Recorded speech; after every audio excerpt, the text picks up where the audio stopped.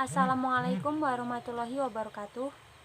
Di sini kami akan mempresentasikan hasil diskusi kami yang berjudul Struktur Organisasi dan Job Description dalam Lembaga Pendidikan, yang beranggotakan 1. Arba'ah Zahra Mufidah NIM 041, 2. Devita Arin Kasari NIM 042, 3. Siti Habibah NIM 043. Pengertian struktur organisasi. Struktur organisasi merupakan susunan komponen-komponen atau unit-unit kerja dalam organisasi. Struktur organisasi menunjukkan adanya pembagian kerja dan menunjukkan bagaimana fungsi-fungsi atau kegiatan-kegiatan yang berbeda-beda tersebut diintegrasikan atau dikoordinasikan. Selain itu, struktur organisasi juga menunjukkan spesialisasi-spesialisasi pekerjaan, saluran pemerintah, dan penyampaian laporan. Bentuk-bentuk struktur organisasi. Yang pertama yaitu berdasarkan proses pembentukannya. Organisasi dilihat dari pembentukannya terbagi menjadi organisasi formal dan informal. Organisasi formal adalah yang dibentuk secara sadar dan dengan tujuan-tujuan tertentu yang disadari pula yang diatur dengan ketentuan-ketentuan formal dalam anggaran dasar dan anggaran rumah tangganya. Kegiatan atau hubungan yang terjadi di dalamnya adalah kegiatan atau hubungan jabatan sebagaimana diatur dalam ketentuan-ketentuan tertulis. Ikatan yang terdapat dalam organisasi adalah formal. Sedangkan organisasi informal adalah organisasi yang terbentuk tanpa disadari sepenuhnya. Tujuannya juga tidak jelas, tidak memiliki AD atau ART, hubungan yang terjalin secara pribadi saja. Yang kedua, berdasarkan kaitan hubungannya dengan pemerintah.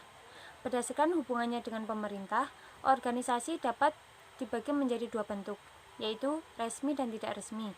Organisasi resmi adalah organisasi yang dibentuk oleh pemerintah dan atau harus terdaftar pada lembaran negara. Misalnya, jawatan-jawatan, lembaga-lembaga pemerintah, yayasan, yayasan-yayasan, dan perusahaan-perusahaan yang berbadan hukum. Organisasi tidak resmi adalah organisasi yang tidak ada hubungannya dengan pemerintah dan atau tidak terdaftar pada lembaran negara.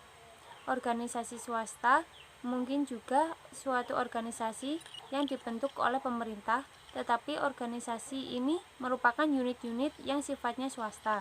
Misalnya, klub bola voli, klub sepak bola, grup kesenian, organisasi pendaki gunung, kelompok belajar, dan lain-lainnya. Struktur organisasi berdasarkan pada tujuannya, bahwa struktur organisasi tersebut dapat dilihat melalui dua bentuk, yaitu organisasi sosial dan organisasi non-profit, di mana bentuk-bentuk organisasi tersebut memiliki tujuan utama, yaitu untuk melayani kepentingan umum tanpa adanya perhitungan laba rugi. Tujuan yang lainnya yaitu untuk memberikan pelayanan dan bukan memperoleh laba, misalnya pada yayasan-yayasan sosial. Kemudian pada organisasi perusahaan, di mana organisasi yang didirikan untuk tujuan komersial, yaitu mendapatkan laba dan tindakannya selalu bermotif laba. Jika organisasi perusahaan tidak memberikan laba atau keuntungan, maka rasional untuk melanjutkannya lagi, tidak rasional untuk melanjutkannya lagi. Selanjutnya yaitu mengenai unsur-unsur struktur organisasi.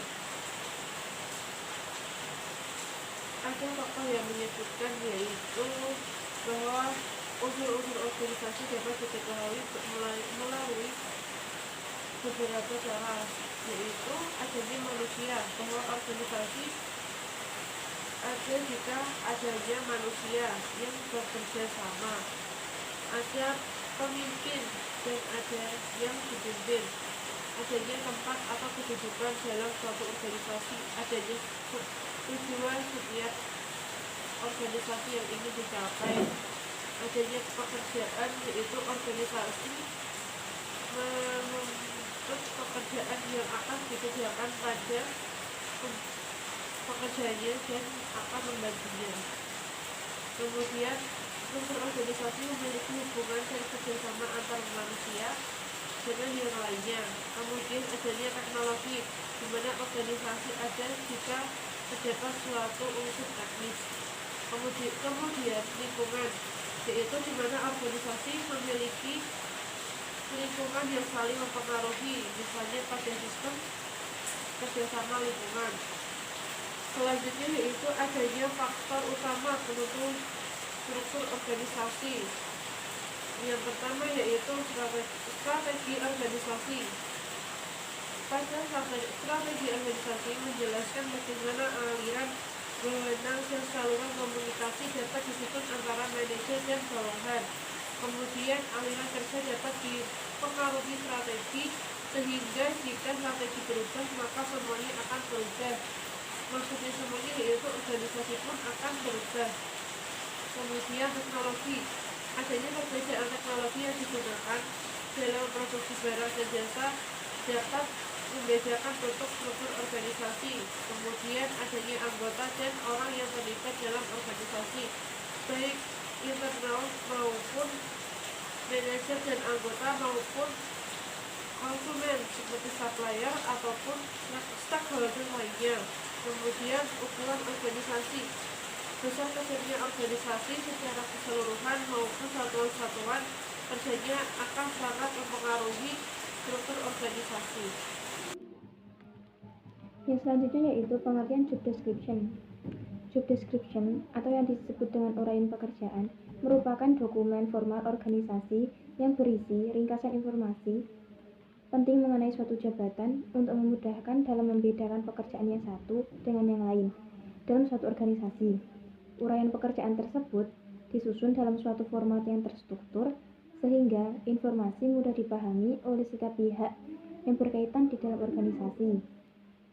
Pada hakikatnya, uraian pekerjaan merupakan bahan baku dasar dalam pengelolaan SDM di organisasi, di mana suatu pekerjaan dijelaskan dan diberikan batasan.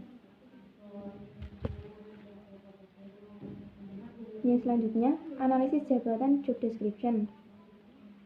Analisis jabatan job description adalah sebuah proses untuk memahami suatu jabatan dan kemudian itu dimasukkan ke dalam format yang memungkinkan orang lain untuk mengerti tentang jabatan tersebut. Adapun 3 tahap penting dalam proses analisis jabatan yaitu yang pertama, mengumpulkan informasi, menganalisis dan mengelola informasi jabatan, dan yang ketiga, menyusun informasi jabatan dalam format yang baku.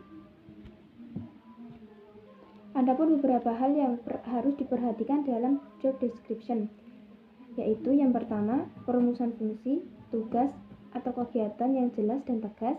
Yang kedua, penempatan orang secara tepat, yaitu atas dasar pertimbangan yang objektif. Yang ketiga, pekerjaan dan ketegasan wewenang dan tanggung jawab. Yang keempat, kejelasan pertanggungjawaban dari masing-masing anggota, seperti laporan kegiatan, keuangan, dan lain-lain. Dan yang terakhir yaitu membebaskan pucuk pimpinan atau yang disebut dengan top management. Cukup sekian materi yang bisa kelompok kami sampaikan. Mohon maaf jika ada salah kata. Wassalamualaikum warahmatullahi wabarakatuh.